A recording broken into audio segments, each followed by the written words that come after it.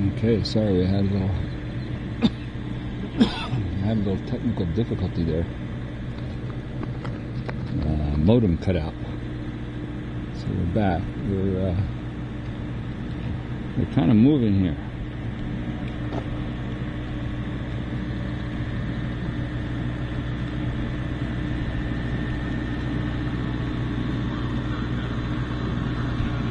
We've been out here at Thacker Pass. This is Peehee Mu'huh, site of a massacre that was on the books that the BLM knew about, had in their records, and said they had overlooked it until the legal case.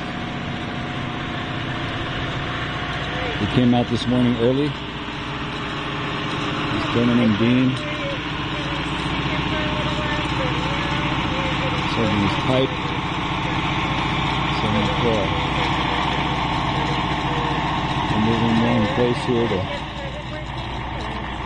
see about halting some of this construction. Red Road TV, Indigenous Peoples Movement, Lakota People's Law Project, Last Real Indians.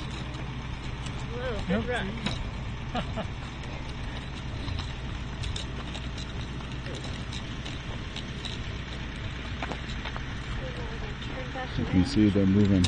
The people came in on the other road, came in the back way and started up their equipment.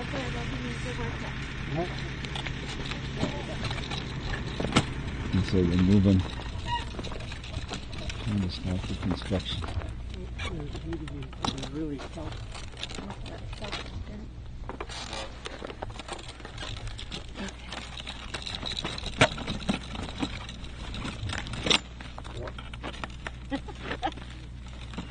Oh, you got a rock right there. You want to take one side and see what it helps? Yeah, just push them up. Okay, yeah, let me try to what if we tilt you a little bit?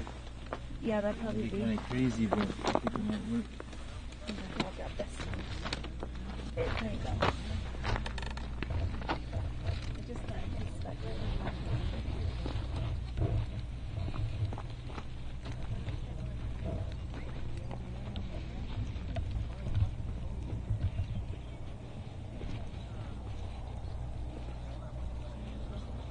No, pues no les pega porque no hicimos nada. No, pues ahí los dejan los máquinas, no hay pedo mientras los deja ahí.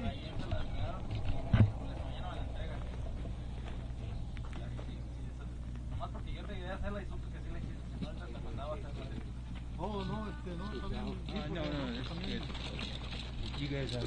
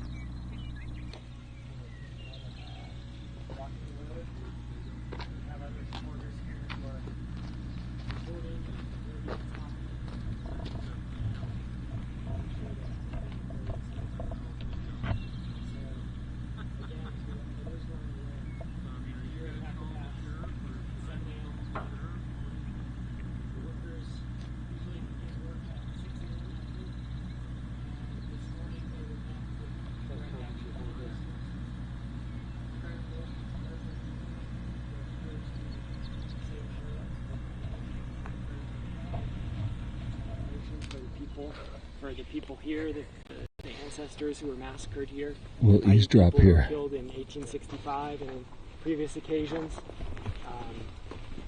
and also for people around the world who are affected by this mining. It's not just here, and this is a point that I made on my last live video, but I know some of you, I'm sure, weren't on that last live video. But what happens here is connected to everything all around the world, all these different issues, because this mine will use sulfur that comes from the Alberta tar sands. So we're in solidarity with all the people fighting the Alberta tar sands across that region of Canada. We're in solidarity with the people who are facing destruction and exploitation in the Congo because of cobalt mining that also goes into electric vehicle batteries. We're in solidarity with the people fighting nickel extraction in places like Indonesia, where nickel mining has devastated the land. Because lithium from Thacker Pass might end up in the very same batteries, sandwiched together with nickel from these communities in Indonesia that are facing very similar destruction to what's happening here. Different context, different location, different language, different country, different side of the world, but the story is the same, the struggle is the same. So people are standing here, and people are standing up all over the world. You know, here in the United States, in some ways we're lucky. In some ways we're very lucky that we have a tradition of nonviolent civil disobedience. We have a tradition of people standing up peacefully, and sometimes not so peacefully, but in this case peacefully, for the land, for what they believe in, for the future, and for justice. And in many areas around the world, if you did this kind of thing, you might get shot. You might get hauled off to jail and tortured. You might get killed. You might get indefinite detention. You might get all kinds of terrible things happening to you. I have friends who are environmental activists in the Philippines, one of the most dangerous countries in the world to be an environmentalist. Hundreds of environmentalists there have been killed. Hundreds of people. And that has a chilling effect.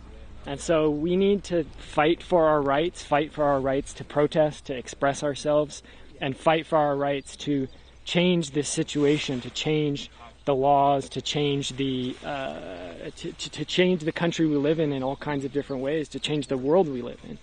And if you don't exercise your rights, you lose them. And so that's one reason why we're here too, is to stand up and say, no more, this is not okay. The law may say that Lithium Nevada is allowed to destroy this place. The law says that. But we know that there's a higher law. There's a moral law. There's the ethical law. There's a spiritual law. And it, you know, in that context, in that situation, this is righteous. And, you know, Martin Luther King said that himself often. He talked about when the law is unjust, the right thing to do is to disobey the law. And we're in that tradition right now. We're in that tradition today. And that's a tradition all over the world that people have followed in different ways. And so thank you all for joining us. We're here at Thacker Pass, Peehee Mu'huh. Construction is blocked, at least partially, for today. The prayer continues. We have more workers coming into the site. We have more activity, vehicles coming and going. We know the police have been called. There are several drones up in the air. I don't know who those belong to. We're assuming that journalists and other people are on their way. There's live streams going on. There's videographers here, photographers, and people are standing up. Right over here, I'll point to it. That little dot right there is Sentinel Rock, also known as Nipple Rock. And right below that is where we believe the Thacker Pass massacre began on September 12, 1865. It began right at dawn, right about the same time that we showed up this morning. And it happened when a group of soldiers with the U.S. Army, the cavalry, attacked a camp of northern Paiute men, women, children, elders, and killed at least 31 of them, perhaps as many as 50 or more. And there are many accounts of this massacre that talk about the people running. You don't stand still when you're being shot at. You don't stand still when you're in fear for your life. You run. And the BLM, the government, the lithium company has argued that this is not significant, that this is not important, because it happened slightly outside of BLM land on private property. It may have began there. We don't know. There's only one source that talks about an approximate location where it might have begun, and that source is from 1868. This was not a GPS, global positioning system, modern survey that pinpoints an exact location. This was one man with literal chains, using chains to measure the land distances out here saying, this is what I saw, writing in cursive and handwriting on an old school notebook that's preserved in the BLM record saying this massacre took place here. What we do know from the accounts, the newspaper accounts of that massacre,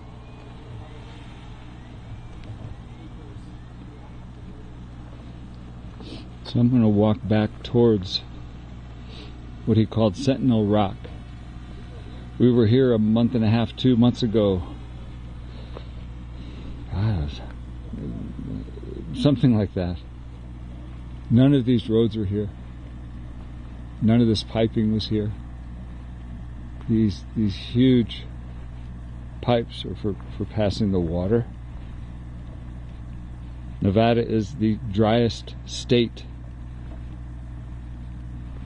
in the United States, and they'll be pulling out millions of gallons a day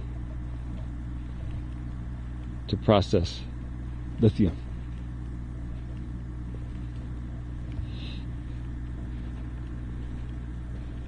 The Biden administration is pushing their green, some of the finest work done towards dealing with environment and the climate change. But what's not told to us about the green cars, we're gonna drive green cars, is that none of the technologies that process this, as you heard Max was talking about down in South America, the nickel that's needed in tandem with the lithium, the sulfur that's brought down from the Alberta tar sands.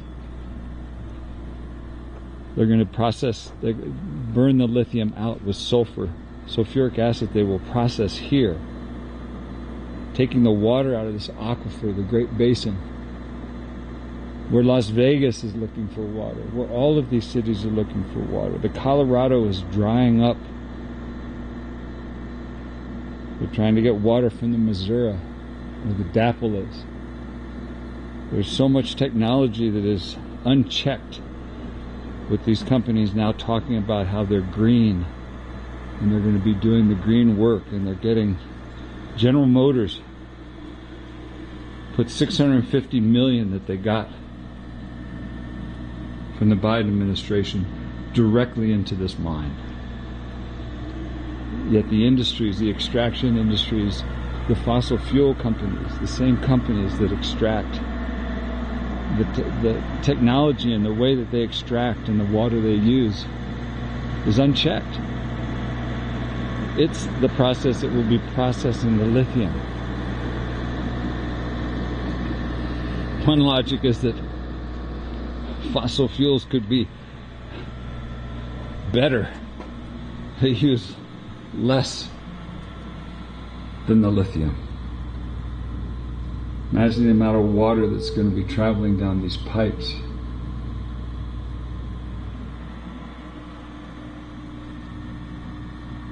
Millions of gallons a day coming out of the aquifer, the same aquifer that Las Vegas needs, that Reno needs,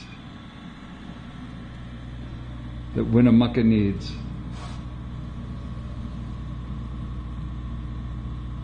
Will travel through these pipes.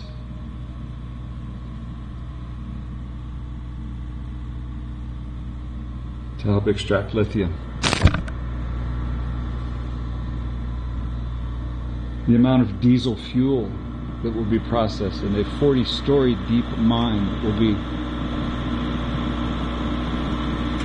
miles across. And you can see in the distance as I walk towards this, they talked about the Sentinel Rock, where a couple of months ago we came out and they held ceremony and dance, and they talked about the meaning of this place. The massacre that's here still lies here. The remains were never reclaimed, yet they're bulldozing roads. As you can see in the distance, I'll kind of zoom in here and we'll go to Sentinel Rock.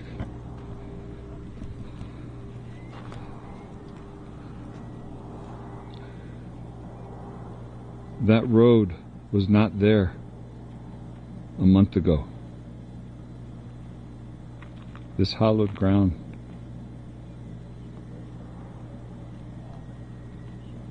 where underneath it lies the water. And I'm going to ask this gentleman here. Okay. I caught up to you again. It's live, and I got Sentinel Rock there in the background. Tell me about we started to talk earlier about the legal case and the BLM and what you kind of uncovered through papers that came through in litigation. Tell me a little bit about the case. Yeah. And introduce yourself. Yeah, my name's Will Falk. I'm an attorney and I represent the Reno Sparks Indian Colony and Summit Lake Paiute Tribe in litigation against the Bureau of Land Management for permitting the Thacker Pass lithium mine. The Thacker Pass is, in legal terms, what they call a traditional cultural district. There are a number of elements that make this land here sacred, a number of sites here that make this land sacred. Back here along the Double H Mountains, there's a bunch of obsidian procurement district, ancient obsidian mines here.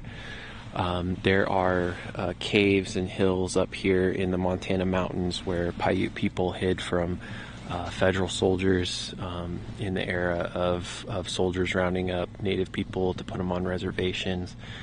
There are a lot of traditional food gathering places here. There are ancient campgrounds that they found remains of here. But this is also the site of two massacres.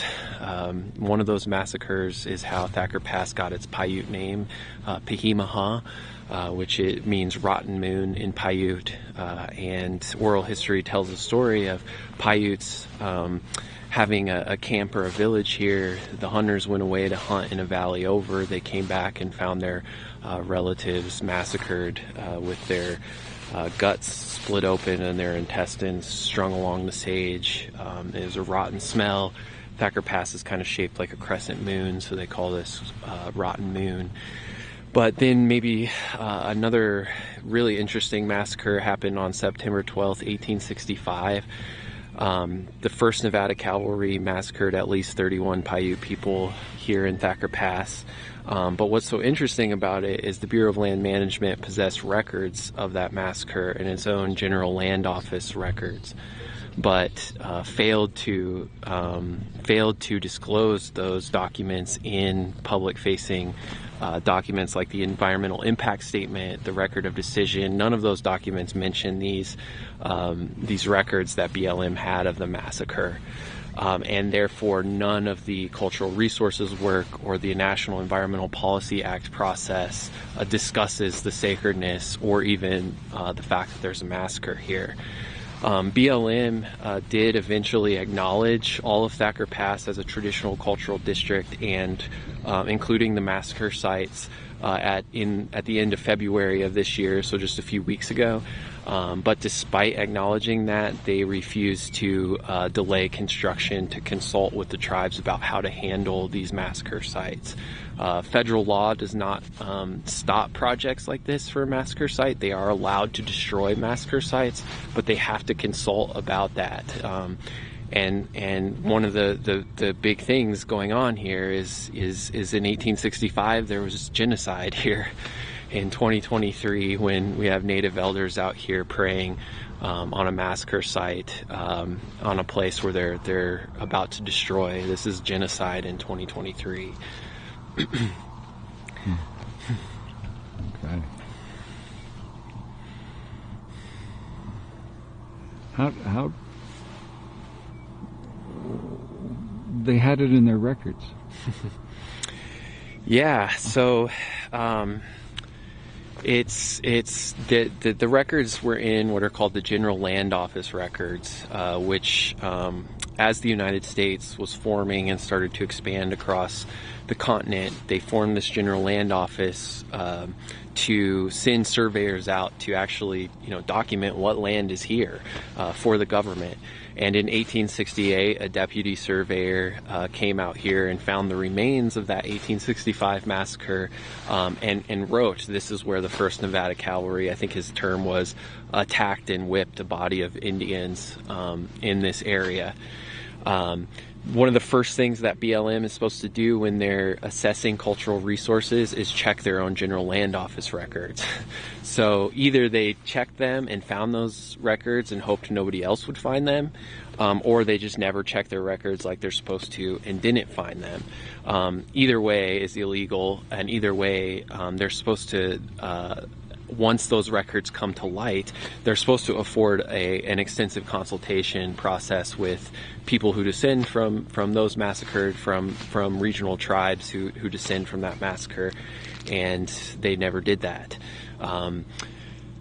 So they don't know how this project, they've never sat down and listened to the tribes describe for them how this project is going to affect the massacre site and affect living communities today who descend from that site.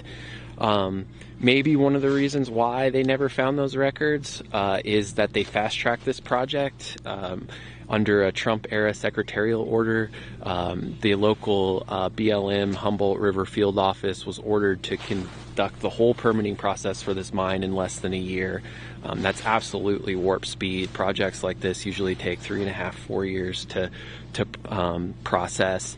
And, this is going to become more and more pertinent right now. We have the government talking about fast tracking more green energy projects, deregulation. It's, we're so used to the Republicans calling for deregulation. Well, now it's the Democrats calling for deregulation. They want to deregulate green energy projects so that they can get these things in faster. But when that happens, government agencies cut corners, they cut people out of consultation, and they do that so that they can meet their deadlines. So, if that's what this country is going to turn to do, then all of us need to understand that there's going to be many, many more sacred sites destroyed, more native culture destroyed, and of course, more of the land, more water, more air destroyed. And no matter how strong your environmental laws are, if you're fast-tracking projects and you're forcing the regulatory agencies like BLM to go faster, then they're going to make more and more mistakes. And when they make more and more mistakes, again, places are destroyed, and the health of the land is destroyed, and then ultimately people are going to be destroyed. So that's something that I hope everyone's paying attention to.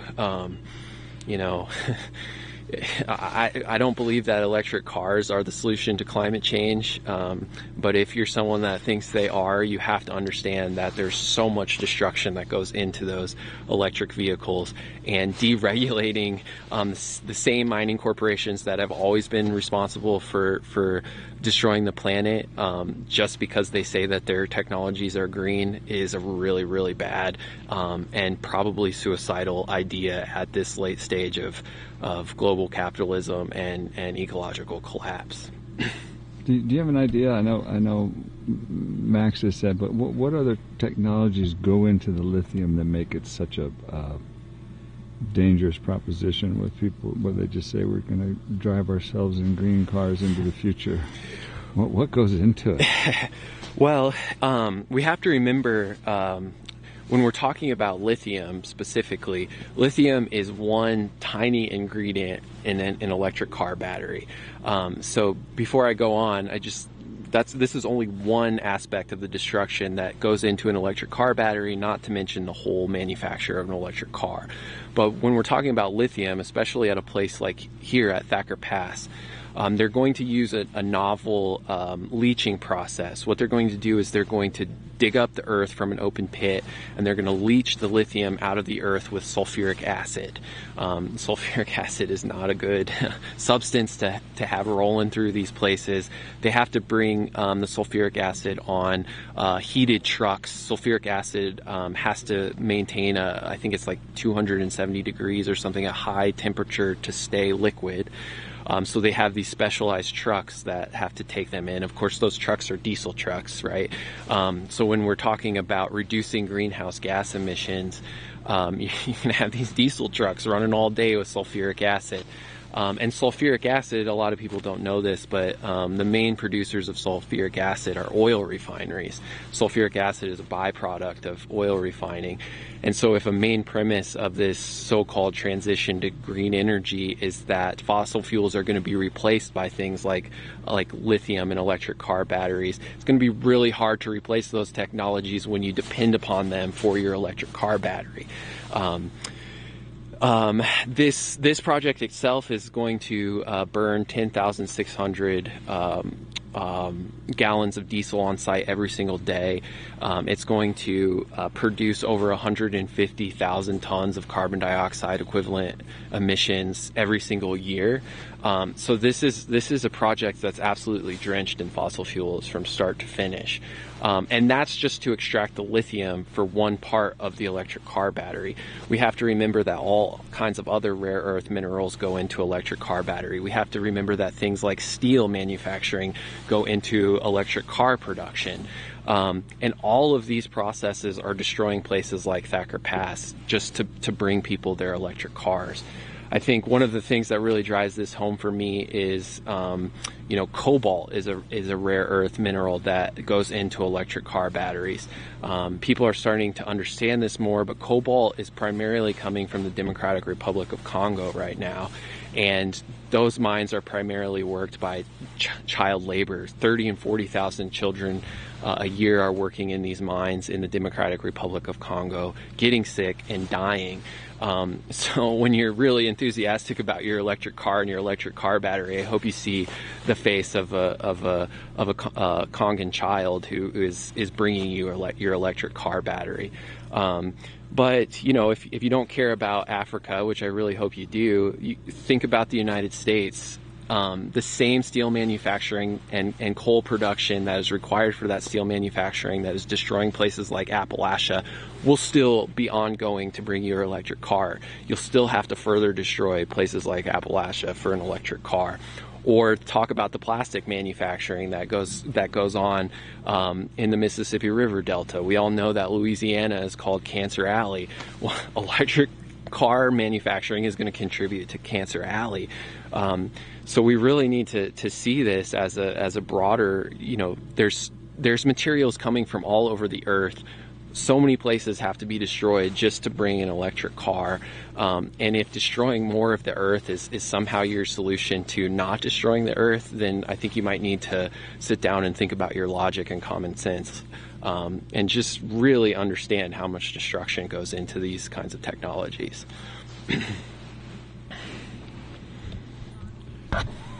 Okay. Thank you very much. You're welcome. And this is, as I was saying earlier, we can see this road. Oh, it just hurts to look at it. This road wasn't here a month ago. And it stretches, and this is for water. This is a line that they will probably then, they cleared initially with huge chains, like from, what kind of chains are they? They are Navy battleship anchor chains. Okay, so Navy battleship anchor chains. They drag them and clear this path, and you can see. I think if we go down this way, you can see there's just like the pipes that I just showed earlier. They have their pipes laid, and this is where the millions of gallons of water per day millions of gallons of water per day. And what's the solution? Well, we're not sure what the solution is, but nobody's really talking about it. They're just pretending that these companies that produce this green technology are going green, when, as Will was just saying, the cobalt, the nickel that comes from South America, it all goes in. So people need to understand what it is. And it's not like we stopped driving cars. I heard one of the security gentlemen today was going, well, you have a cell phone and everybody uses batteries. Well, it's true.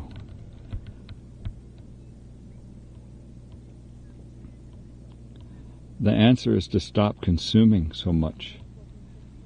The answer is that the stock market doesn't need to grow based on extraction. We have to find ways to grow based on compassion and protecting water and protecting land. I think everybody's getting the hint that we really do have to change what it means to be alive in this world and what we feel we have a right to have.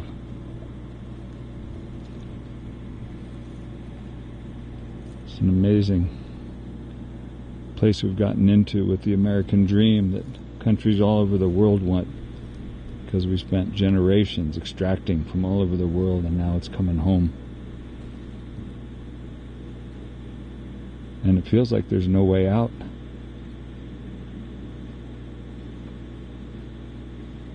It really does feel like we have no way out but to collide into the wall that is climate change. But maybe we can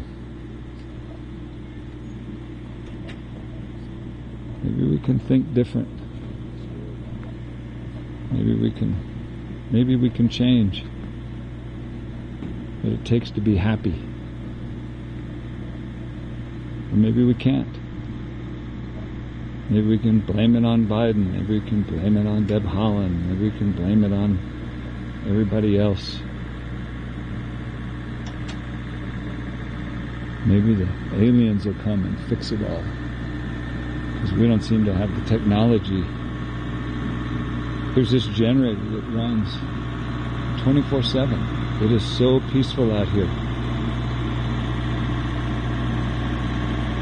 There's this generator that runs forever. Keep this little house.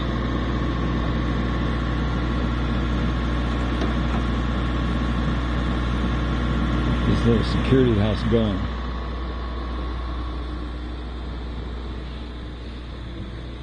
So what's going on down here is we started early. Dean, they were right here, just kind of by the end of these barriers in the middle of the road. And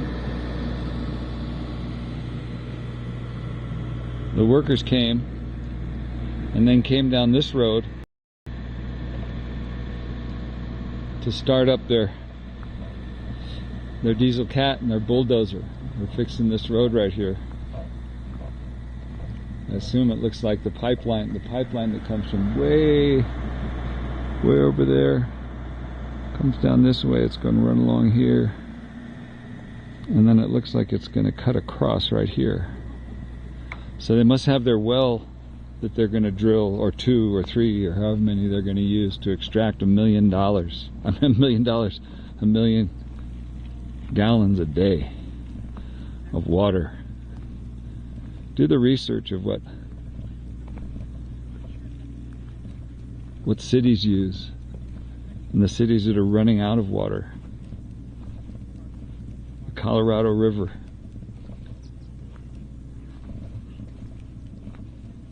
$1 million gallons a day, with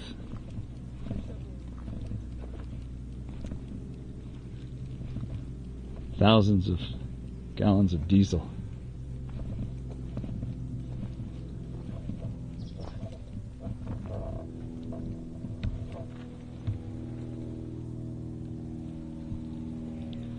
Yeah, that's a lot of water.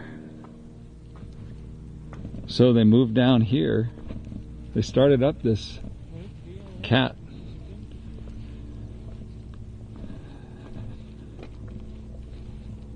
And so they moved down to block this cat from working today.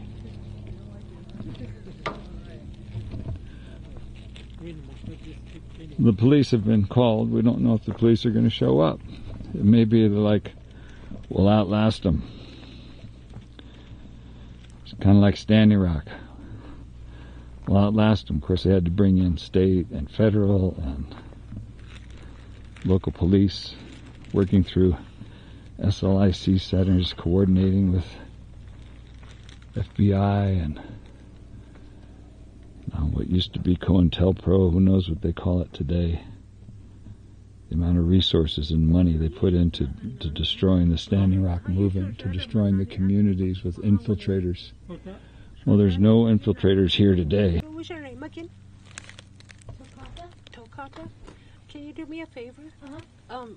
My son over there, can you have him bring the shell and the sage? Yes. So we can smudge over there? To how'd your other film Thank show you. come out? The one we filmed in Reno? It'll go with this. Oh, It will. sorry. So do you want to tell me a little bit about what you're doing? Oh, I'm sitting here waiting for some action. No, I just say I'm here to defend Mother Earth here. My great-great-great-grandfather, Sam, is one of the Paiutes that escaped the soldiers that came and massacred. So, a lot of my ancestors, have, they're out here. Their spirits are out here. They're watching us. They're guiding us. And this is something that I've always wanted to do. I said, no matter what, I'm going to go out there and I'm going to protect that land for everything that I have. And I'm very thankful to have my Uncle Dean here, standing with me in prayer. And I want to thank everybody for watching and to continue to keep praying, helping us stay in prayer. Mother Earth, what they're digging for here, those are her jewels. They're her jewels. Any kind of miners mining for whatever, gold, silver, copper, or whatever, those belong to Mother Earth. Those are her jewels. And they don't belong to me, and they don't belong to you or anybody else. They belong to Mother Earth. And I just want to say that much. Thank you. Mm-hmm. And can I ask you about you've had are you from here, Fort McDermott? Yeah.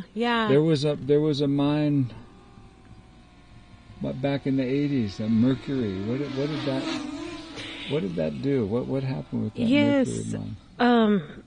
Mercury mine? It was shut down, and when it shut down, it contaminated our water in the town of McDermott, and I believe that there's a little bit of contamination on the reservation as well. I know there is contamination because the ground, the dirt there at the mine, it was like reddish colored. So they brought some of that dirt onto the reservation, onto the roads and things there.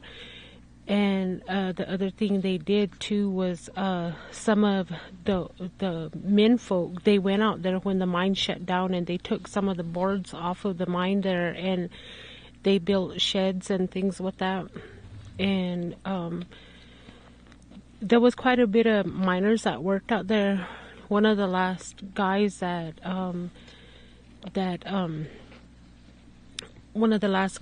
passed away, a worker that was there was my oldest son's father. He passed away like 3 months ago. I've lost 3 uncles They've passed away from cancer, from working out there, and there are other people that have had cancer and passed away because of the contaminations from out there, and we want to prevent that from happening here as well. Thank you. Thank you.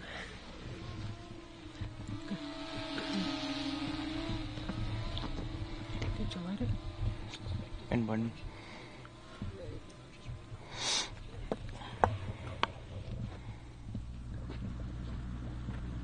So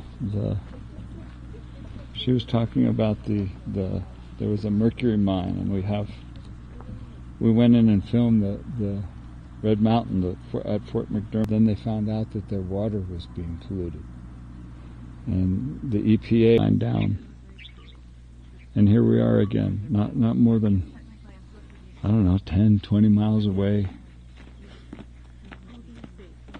going after the water. Now what's the oops going to be from the EPA this time? Oops, we're sorry. We dried up your water.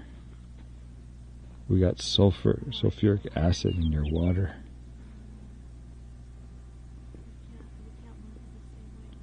We covered the air and ran diesel trucks and set up man camps, and everybody gets employment, but nobody gets the point.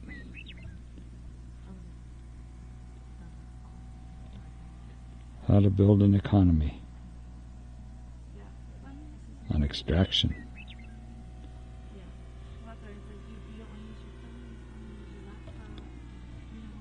God bless the lawmakers in hopes that they will figure out a path into the future that doesn't destroy the water.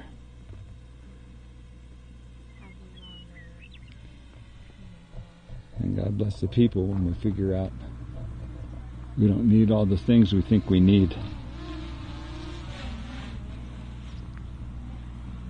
Maybe we can do with a little less and be a little more happy.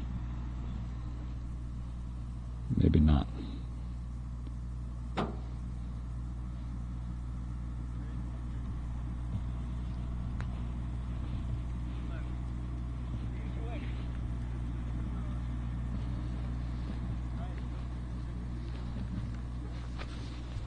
Live streaming. What are you thinking? I'm just kind of walking around in a state of heartbreak.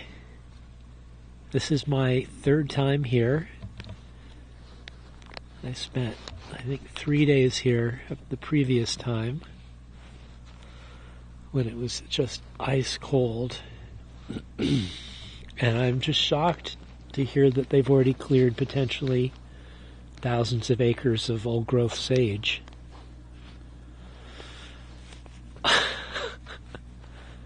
But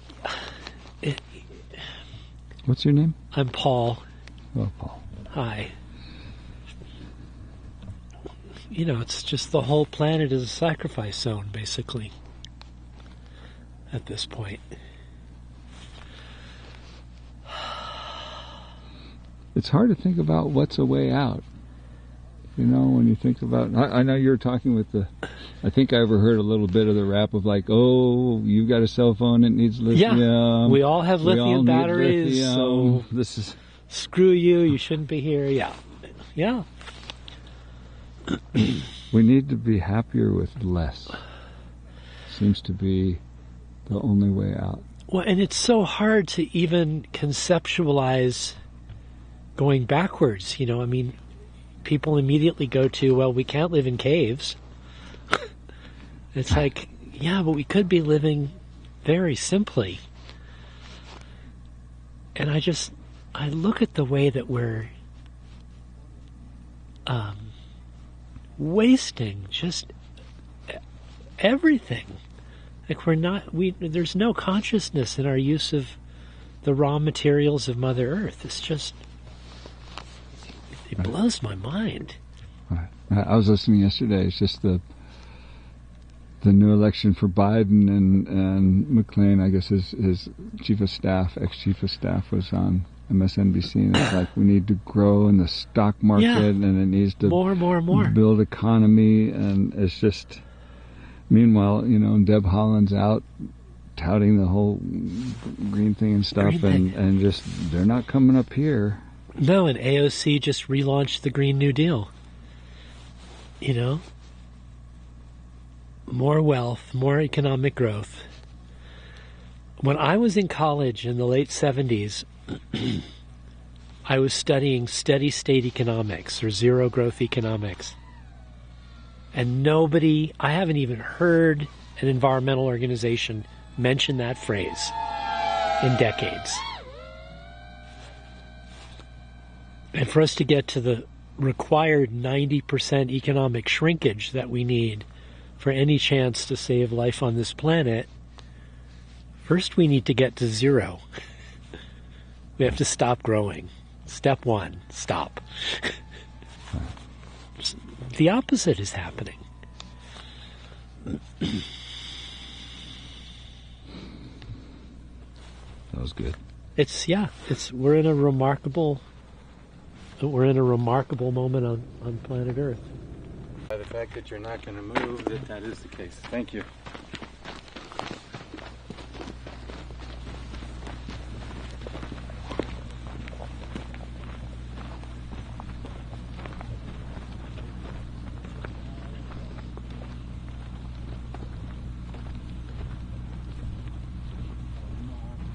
So he was filming up, forgot his keys.